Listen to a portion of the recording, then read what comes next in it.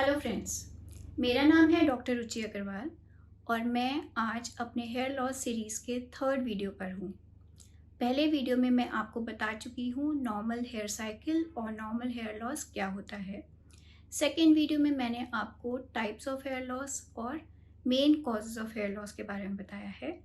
और इस third video में मैं डिटेल में मेल पैटर्न बॉल्डनेस के कॉजेज़ और प्रेजेंटेशन के बारे में बात करने वाली हूँ।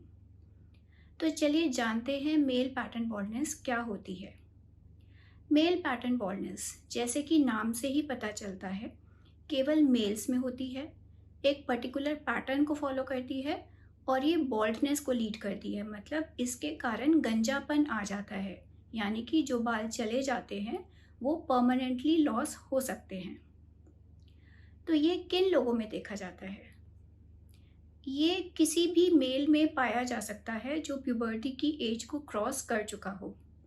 प्यूबर्टी की एज के बाद बॉडी में टेस्टोस्टेरोन नाम का मेल हार्मोन एक्टिवेट हो जाता है एंड वो अलग अलग टिश्यूज़ में डीएचटी यानी कि डाईहाइड्रोटेस्टोस्टेरोन में कन्वर्ट होता है। यही डीएचटी रिस्पॉन्सिबल होता है मेल पैटर्न बॉल्डनेस के लिए।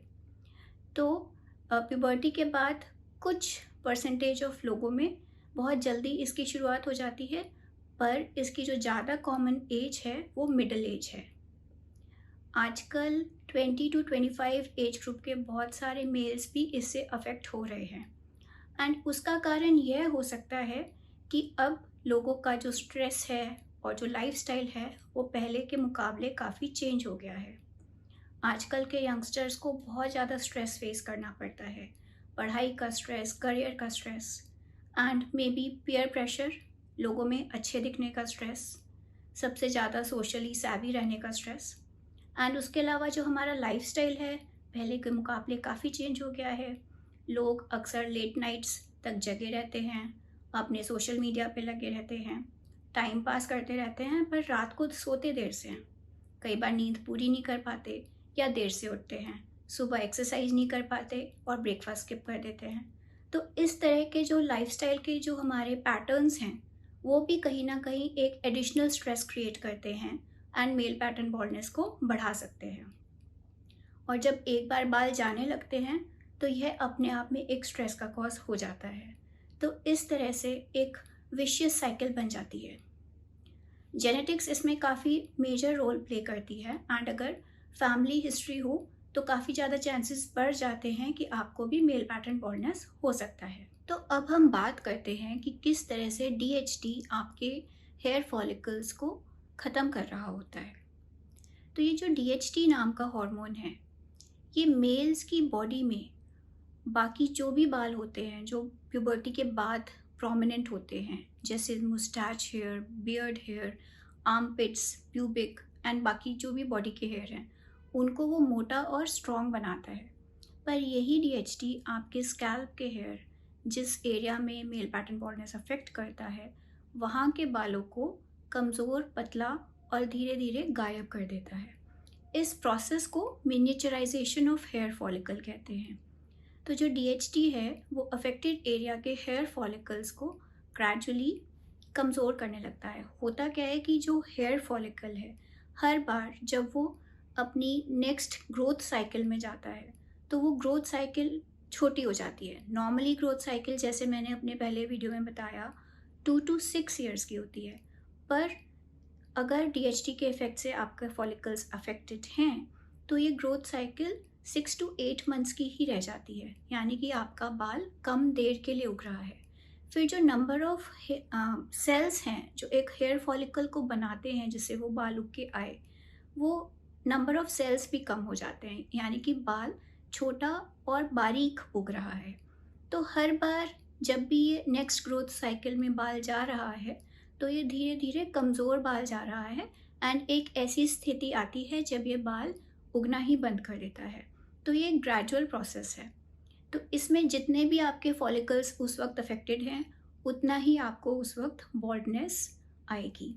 कुछ लोगों में ये बहुत एग्रेसिवली चल रहा होता है, मतलब ये प्रोसेस काफ़ी सारे फॉलिकल्स को एक साथ अफेक्ट कर रहा होता है एंड कुछ लोगों में काफ़ी स्लो प्रोसेस चल रहा होता है।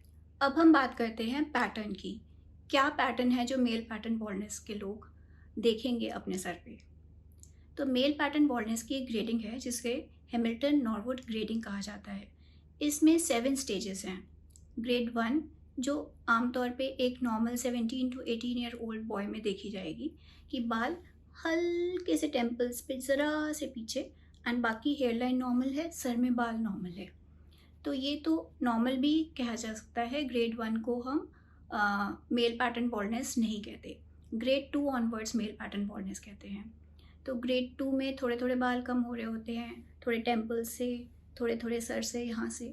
एंड फिर ग्रेड 7 पे आप देखोगे कि सारे के सारे यहाँ के बाल चले गए हैं, केवल पीछे एक थिन स्ट्रिप ऑफ हेयर रह गई है और यहाँ पे साइड्स में एक थिन स्ट्रिप ऑफ हेयर रह गई है। तो जो ये बाल रह जाते हैं जिस पे आपका मेल पैटर्न बॉल्डनेस अफेक्ट नहीं कर रहा है, वहाँ पे DHT हार्मोन के लिए रिसेप्टर्स ही नहीं होते और यही बाल आगे चल के हेयर ट्रांसप्लांट में आपके डोनर एरिया का काम करते हैं। और आप देख ही रहे हो कि केवल इतने से बाल आपके सर में बचते हैं, तो यानी कि डोनर एरिया एक्चुअली बहुत लिमिटेड होता है। और इसीलिए हम हमेशा एजुकेट करने की कोशिश करते हैं कि अपने डोनर एरिया को आप संभाल के रखें और अगर आपको कभी आगे हेयर ट्रांसप्लांट की ज़रूरत पड़े तो उस डोनर एरिया को बहुत जुडिशियसली यूज़ करना चाहिए, बिकॉज़ ये आपका सबसे इम्पॉर्टेंट एक एसेट है, ये पैसे से ज़्यादा कीमती नहीं है। तो वापस आते हैं पैटर्न पे।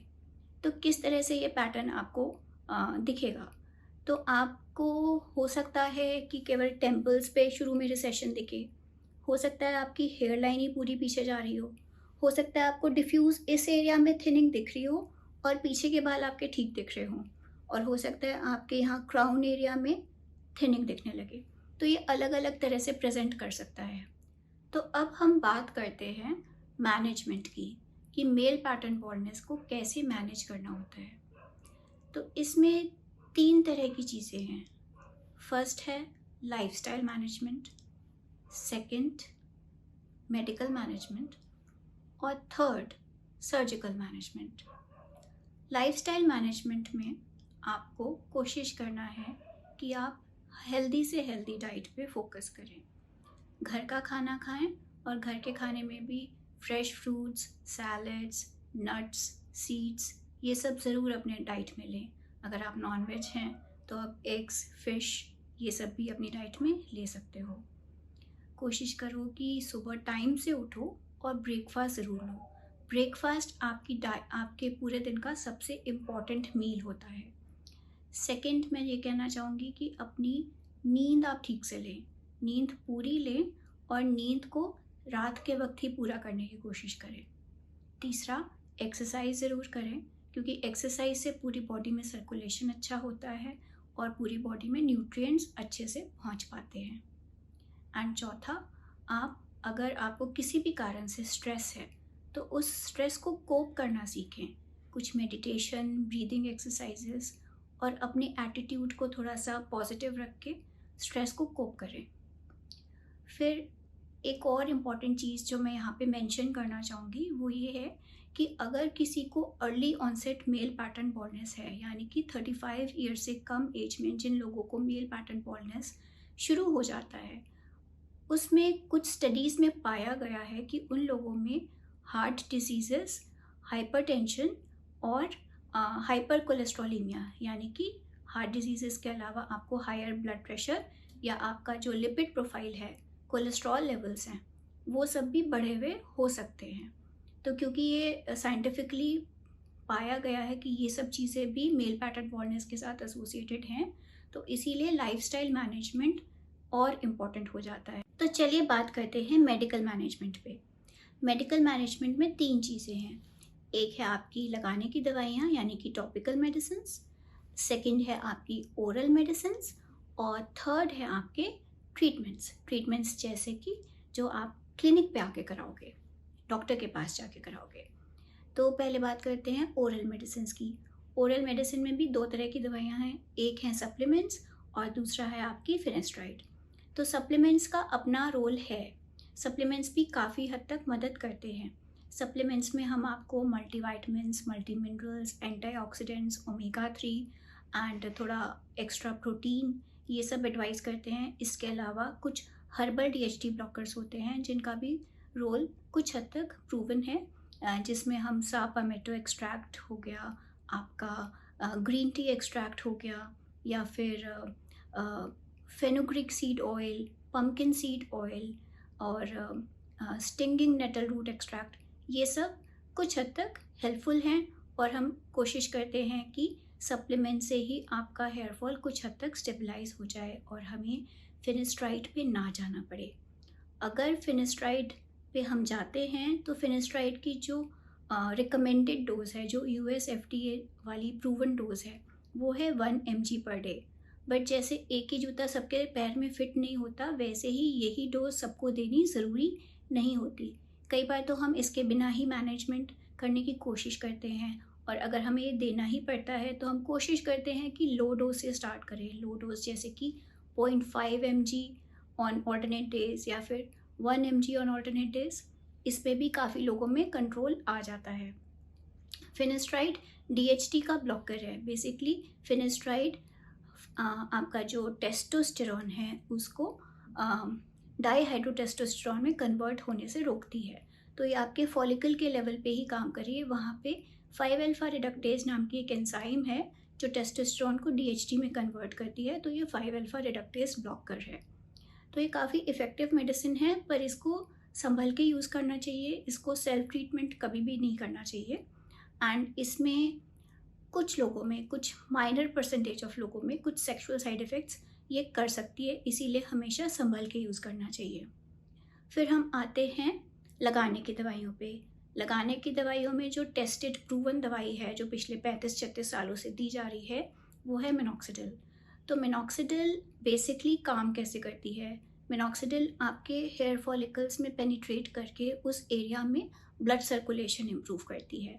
तो कुछ हद तक ये DHT पे भी काम करती है, कुछ स्टडीज़ में पाया गया है। तो इस तरह से ये मदद करती है। यूजली जो इसकी रिकमेंडेड डोज है वो 2% या 5% है, और लगभग 1 ml per day, once a day या ट्वाइस अ डे पे रिकमेंडेड होती है। कोशिश यही रहती है हमारी कि हम इसको भी हफ्ते में 3 या 4 बार ही शुरू में लगवाते हैं, एंड लेटर अगर हमें ज़रूरत पड़े, अगर पेशेंट का कंट्रोल नहीं आ रहा हो, तो फिर हम इसकी भी डोज बढ़ा सकते हैं। इसके अलावा लगाने की दवाइयों में कुछ और मॉलिक्यूल्स भी हैं जो अब इफ़ेक्टिव पाए गए हैं, जैसे प्रोकैपिल है, रिडेंसिल है, ये भी काफ़ी इफ़ेक्टिव हैं और ये भी हम कंबाइन करके दे सकते हैं मिनॉक्सिडिल के साथ। फिर हम आते हैं ट्रीटमेंट्स पे। तो ट्रीटमेंट्स में डर्मा रोलर काफ़ी इफ़ेक्टिव है। डर्मा रोलर को PRP के साथ कंबाइन कर दे तो और इफ़ेक्टिव है, या डर्मा रोलर और मीज़ो कंबाइन कर दे तो वो भी काफ़ी इफ़ेक्टिव है। तो ये ट्रीटमेंट्स अगर पेशेंट का केवल मेडिसिन से कंट्रोल नहीं आ रहा हो या बहुत ज़्यादा अग्रेसिव हेयर लॉस हो, तो हम कंट्रोल करने के लिए ये ट्रीटमेंट्स भी साथ में कंबाइन कर सकते हैं।